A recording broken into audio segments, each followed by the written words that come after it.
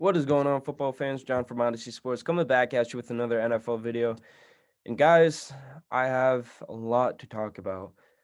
We finally are past championship weekend. We have the Super Bowl matches set up. Kansas City against Tampa Bay down in Tampa Bay, Florida. Tom Brady has home field advantage, and this is the first time this has happened in the Super Bowl era in NFL history. Tom Brady is just not fair. The Tampa Bay Buccaneers, they're not fair. Bruce Arians, he's an okay coach, but evidently he's not fair either. Green Bay, they just couldn't hold their own in this game, and I have a lot to talk about. Matt LaFleur, I have to talk about him. Aaron Rodgers, got to talk about him. I got to talk about that defense. There's a lot to talk about, and of course, Kansas City beat Buffalo. Those Nation, my heart goes out to you. I'm so sorry, guys. I really wanted you to go to the Super Bowl. Josh Allen, you had an amazing year. You proved that you're an elite quarterback, top three quarterback. You proved all the doubters wrong, and I don't think you're a project anymore for Buffalo. They took the right kid. Um, it's just unfortunate that both the teams I wanted to win, both the teams I predicted to win, are not going to the big game, and I have a lot to talk about. So let's just jump right into it, guys. The Bucks and the Packers. The Bucks won this game 31-26. Uh, Matt LaFleur, why are you kicking a field goal with 2 minutes left in the game and you're only down 8 points? I know that you weren't very successful with the 2 point conversions throughout the game, but come on. You score a touchdown and then you go for 2 points. It's a tied game, dude. And you have a top 10 defense. I mean, capitalize off that confidence, off that momentum that you were building. And Matt LaFleur just made probably the most boneheaded decision I've ever seen by a head coach, not only in general, but in playoff history, in conference championship history. What are you doing, man? I didn't understand it. I mean, you have Aaron Rodgers, one of the best quarterbacks of all time, probably the best quarterback talent we've ever seen on a football field, and you just don't give him any power. You don't give him any decision making duties.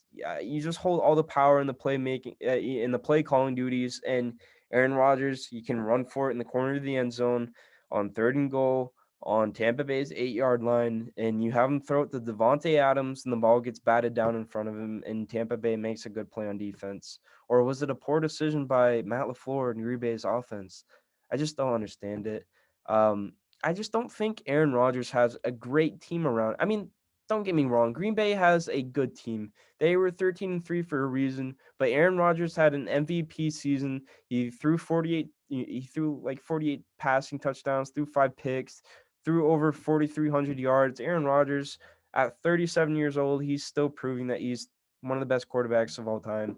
Um Green Bay, they had a top 10 defense. They had some good weapons. Devontae is probably the best receiver in the league.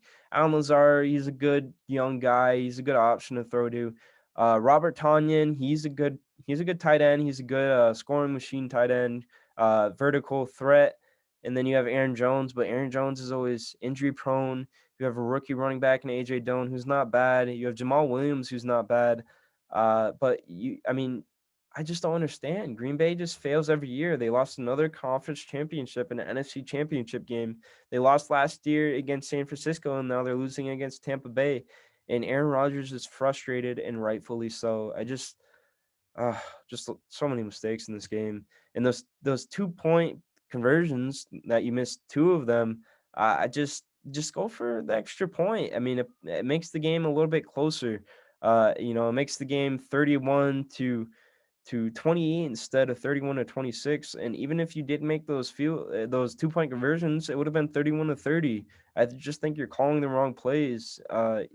Green Bay just wasn't playing with confidence either. Tampa Bay, their defense just was really good. Of course, Aaron Jones, you got to be a factor in this game, and unfortunately, he was taken out of the game. I think by Sean Murphy bunting, or maybe it was one of the safeties. I can't remember, but he went out with a chest injury, and while he got hit, he fumbled the ball. Devin White scooped it up, ran for 21 yards, ran it to Green Bay's 8 yard line, and put Tampa Bay in scoring position. Aaron Jones, he's not returning back to the team. I said this to you guys. Um, they just drafted AJ Dillon. He had some moments throughout the regular season, even the playoffs. He got hurt against Los Angeles the other week, but he still looked good. Uh, Jamal Williams, he's a guy that really knows how to move the chains. He's a good power back, and he can score. He's not bad. He's even versatile. He's not bad in the passing game either. But Aaron Jones, he's going to be demanding such a big contract. He's already making $13.3 million per year as is. He's a good running back, don't get me wrong, but he doesn't deserve, a huge contract. And I don't think Green Bay is going to want to bring him back. And another thing that just confuses me is like Green Bay's they're building for the future. They just drafted AJ Dillon while they already have Aaron Jones. But AJ Dillon, in hindsight, didn't look like a good pick. But AJ Dillon isn't bad. Maybe it's not a bad choice. Get rid of Aaron Jones, free up some cap space. But you also draft Jordan Love when you have Aaron Rodgers. I know Aaron Rodgers took a slight step back, but obviously this year he took a big step forward, and he's 37. He's gonna win the MVP. And it seems like he had a chip on his shoulder because that Jordan Love pick just kind of pissed him off. It seems like to me, and he just went out there and put up MVP numbers. But I just don't understand Green Bay's front office. I don't really understand Matt LaFleur either. He's still a very young coach, and he's still kind of inexperienced. But I mean, you've already been to the playoffs twice. What are you doing? I mean, clearly you are a little experienced, and you have the best quarterback of all time. What are you doing? Um, the Bucks defense, they just outplayed the Packers offense. The Bucks executed on defense to a T. They really executed that blitz game plan well, like they did against the Bucks earlier in the year when they beat them 38-10. Shaq Barrett and JPP were electric in this game. They combined for 3 sacks. Shaq Barrett getting 2 of those, JPP with 1, of course. And I love JPP. He's a former New York Giant. Drafted him in 2010. He was an All-Pro and a Pro Bowler in 2011 with us, and then in 2012 went to another Pro Bowl, and he's got another Pro Bowl. He's going to be in the Pro Bowl next week, this year. So JPP, a few-time Pro Bowler, won a Super Bowl with the Giants. My favorite defensive player when he played for those teams back in the early 2010s. JPP is a great athlete, and he's having a career resurgence in Tampa Bay. I'm just glad to see him going to another Super Bowl. So I'm rooting for the Bucks a little bit. Um, but Tampa Bay, their defense also forced Green Bay to punt 3 times. They forced 2 turnovers. Carlton Davis, the guy that shut down Mike Evans, or not Mike Evans last week, sorry, Michael Thomas last week. He held Michael Thomas to 0 catches. He was a big part of that defense and why they won that divisional game. And he was a big part of why they won this game. He kind of held Devontae Adams to a quiet first half. He gave up a few big plays in the second half. He gave up a touchdown, a 2-yard touchdown from Aaron Rodgers in the second half as well. But he had a good game as well. Did Sean Murphy bunting? He picked off Aaron Rodgers, kind of confused him, got in front of Devontae Adams on the slant route, and just snagged the ball out of midair. Um, the defense came up. You had those 2 run stuffers, Ndamukong Suh, and you have Vita Vea on the defensive line. Green Bay couldn't get the ground game going. They threw the ball almost 50 times, and I think they only rushed it like a combined, 14 or 15 times, and that's not very good. They didn't have a lot of yards to show for it either. But Green Bay's defense, on the other hand, excuse me, they had some crucial interceptions. Jair Alexander came up with 2 of those, Adrian Amos with 1, and Green Bay couldn't capitalize off those 3 interceptions and the momentum, the confidence that it should have gave them, but they just couldn't get in scoring position, and they played bad red zone offense. Tampa Bay had great red zone defense, and on on Green Bay's defense, Kevin King was a huge liability. He's undersized, he's underprepared, and Tom Brady took full advantage of that. He picked on Kevin King all day. Tom Brady completed 8 passes for 123 yards, 2 touchdowns, and he threw for 5 first downs when targeting Kevin King in the left side of the field. And against Jair Alexander, he threw for 2 picks to Jair Alexander. And I think he threw one in the center of the field to Adrian Amos as well. So he didn't look very good on the right side, but Kevin King, he just took full advantage of him.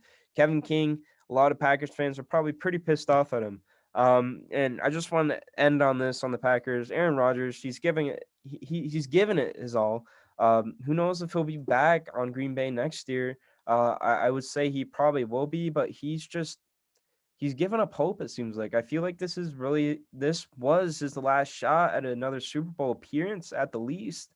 And Green Bay, they just don't seem to like trust him. They're not giving him a lot of power, especially to a guy like Aaron Rodgers, who's really built your franchise back up again after Brett Favre. But it's just unfortunate. It seems like he's being undervalued and underappreciated. And I really do like Aaron Rodgers, and he's not going to make another Super Bowl. And his last appearance and his last win, of course, was in 2010. Lost another conference championship, second year in a row. In Green Bay, I really think they finally had the right team around Aaron Rodgers. They had a top 10 defense. They had some good weapons around them. And it really seemed like this team had finally peaked, especially going into this game, and they failed. They couldn't succeed, and we'll see what Green Bay does heading into the offseason. And Aaron Rodgers, of course, during the post game presser, I think he confirmed my suspicions. Maybe he confirmed them, maybe he denied them. I don't know. I really don't know what's going to happen to Aaron Rodgers. But a lot of guys' futures, you said, they're uncertain, mine included. Um, I don't know if that's telling or not, but we'll see. Um, like I said, guys, the Bucks played great, but another guy that he played great, but he threw 3 picks. Not great numbers, but he's a sure for goat. He's going to another Super Bowl. He's had 2 Hall of Fame careers and one. Tom Brady. Dude's just an animal. I just want to throw out this crazy stat to you. From 2001 to 2011, Tom Brady had 3 Super Bowl appearances, or five, excuse me. He had 3 Super Bowl wins. He had 2 Super Bowl MVPs, 2 MVP trophies. His playoff percentage, or his playoff wins, he had 16 of those. His regular season win percentage was .780. He had 9 division titles and 7 Pro Bowl appearances. Now, from 2012 up until 2021, which is now, he has 3 Super Bowl wins, 5 Super Bowl appearances, 2 Super Bowl MVPs, a .757 win percentage, 17 playoff wins, 8 division titles, and 7 Pro Bowl appearances. Tom Brady is the GOAT. Anybody who doesn't think that, if you think Drew Brees is, if you think Aaron Rodgers is, I think Aaron Rodgers is the best quarterback of all time, but Drew Brees is the best, or sorry, Tom Brady is the best quarterback. He's the best athlete. I mean, he's the best football player I think we've ever seen. He's up there like in the best athlete conversation with LeBron James and Michael Jordan, Kobe Bryant, maybe Wilt Chamberlain, Serena Williams on tennis, Tiger King on golf, how the list could go on and on.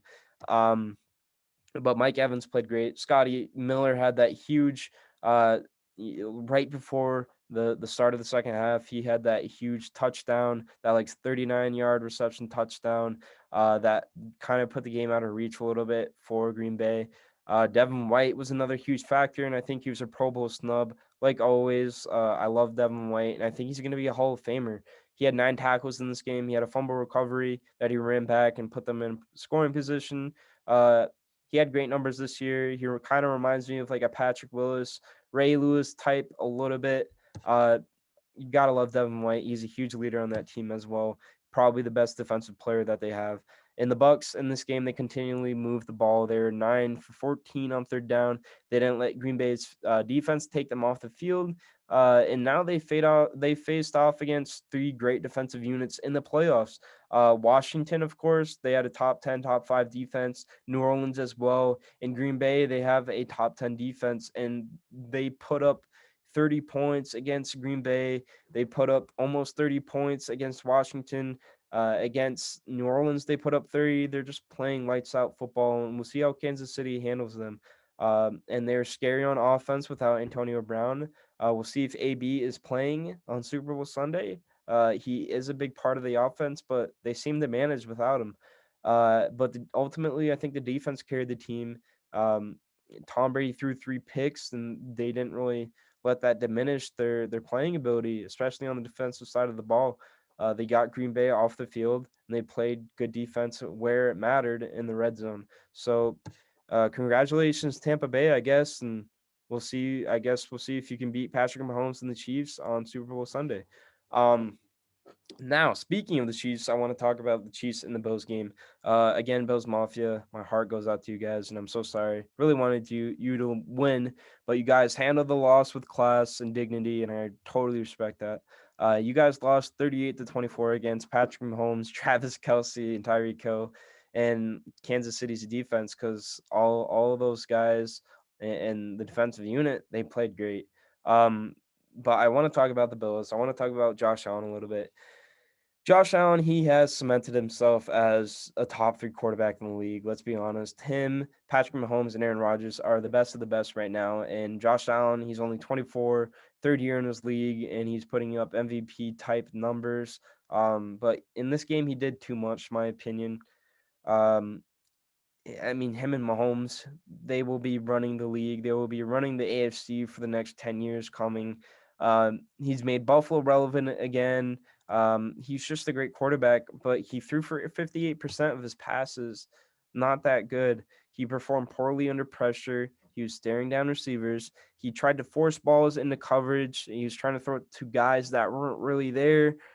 He just kind of looked afraid. He didn't really look confident in himself.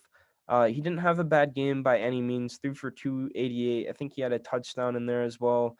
He did throw for a pick, but it wasn't necessarily all of his fault. Um, but he could have had a better game, and I just felt like his nerves they were kind of holding him back a little bit.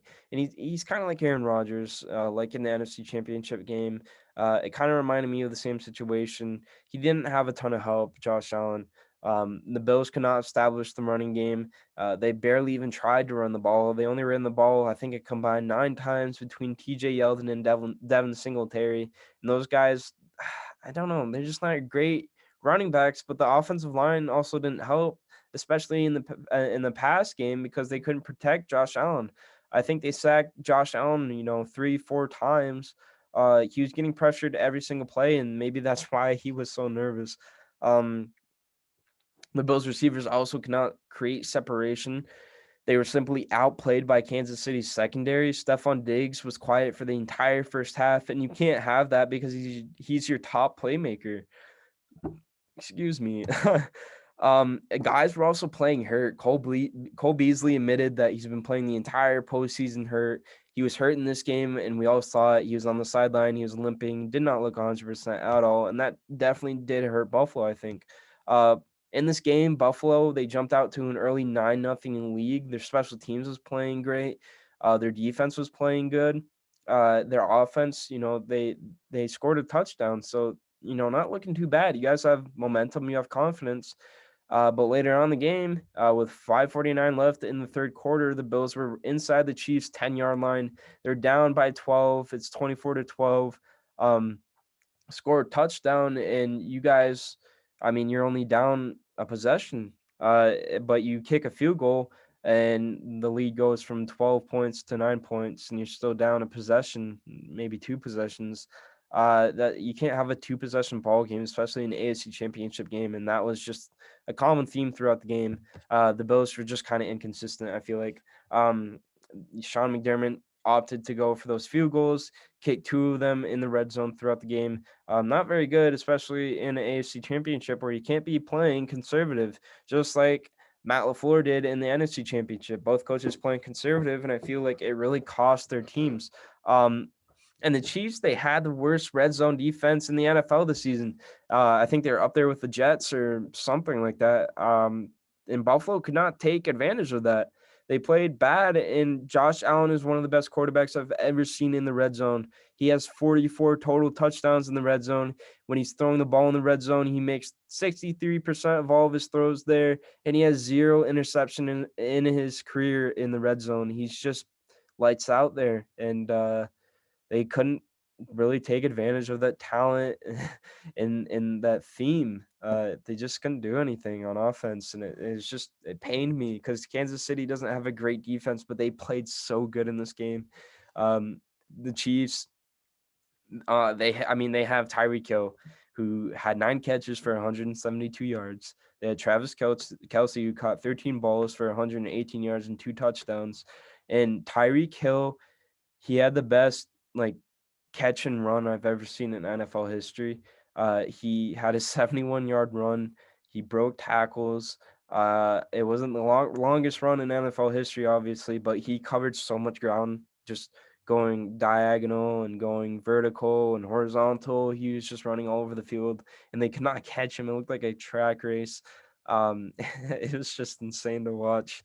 Um, and don't get me wrong, Buffalo, they do have a good defense, but they're inconsistent. They played inconsistent in this game. They didn't play like they did against, the Colts. It was just kind of sad to watch, honestly. They didn't play like they did against the Ravens either. Uh, and the defense does have talent, but they only have so many years with that whole unit together. Because Jordan Poyer, he's great, but he's getting up there in age. He's almost 30. And when you have a safety on the wrong side of 30, he's just not as productive anymore. You can look at Earl Thomas as an example. Um, Jerry Hughes is almost 33. He's going to be 33 in August. He's really like a cornerstone on that defense, in my opinion, and he's a huge leader. He really gets those guys rallying together, and really playing well as a unit. And he's not going to be there anymore soon, I don't think. Matt Milano is never 100% healthy. I don't think he played all the snaps in this game. And when he did play, he just wasn't a factor like I thought he would be. He wasn't getting any pressure, wasn't really doing that great in the passing game, going out in coverage. Couldn't really stop the run either, and he had some missed tackles. So Matt Milano, I was kind of disappointed with his performance. And while the Bills defense, they do have a young core group. They have a lot of promise. Trey White is here to stay. Just signed that contract in the past year. Young guys like Tremaine Edmonds, really great, versatile linebacker. AJ Epinesa, the guy that you just drafted. Ed Oliver, he looks promising. They all have good futures ahead of them, and their mistakes, they're kind of young amateur rookie mistakes, kind of cost them in this game. I feel like they had a lot of penalties in this game too. The defense gave Mahomes way too much chances, or way too many chances. They allowed cheap shots. Mahomes took a lot of long shots downfield. They let him throw for over 300 yards and 3 touchdowns, and Mahomes had turf toe in this game. Mahomes was 29 for 38. Only missed 9 of his passes. The Bills' defense, and especially their secondary, they could not force incompletions. Couldn't get any turnovers, no interceptions, like they had been doing all year. The Chiefs, they had way too many first downs too. They barely had to convert the ball on third down, so they were like 6 for 10 on third down. They just weren't in that situation a lot. Um, the Bills also had a hard time accounting for the run, couldn't stop the Chiefs' run game. Um, Especially Williams, the third back. Clyde Edwards-Helaire didn't do much in this game, but Williams had a good game, 13 rushes for over 50 yards and a touchdown. The Bills, like I said, they had too many penalties, especially at the end, and that huge scuffle between Josh Allen, defensive guys. The old line got into a shoving match. And even though it was 38-21 at that point, there's still 3 minutes left in the game. Buffalo had just recovered an onside kick and they're driving downfield. They had a chance to score in just penalties.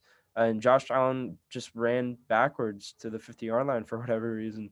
But all jokes aside, Josh Allen showed he's the long-term answer to Buffalo's problems. But in the biggest game of the year, he kind of reverted back to his 2019 Josh Allen in a way. He threw sailing passes, stared receivers down, almost threw 2 picks in the first half. It took him a long time to settle down in the game. He played better second half football, but he just made too many mistakes. He kind of looked like a rookie a little bit, but Josh Allen and the Buffalo Bills, they have a chip on their shoulder now.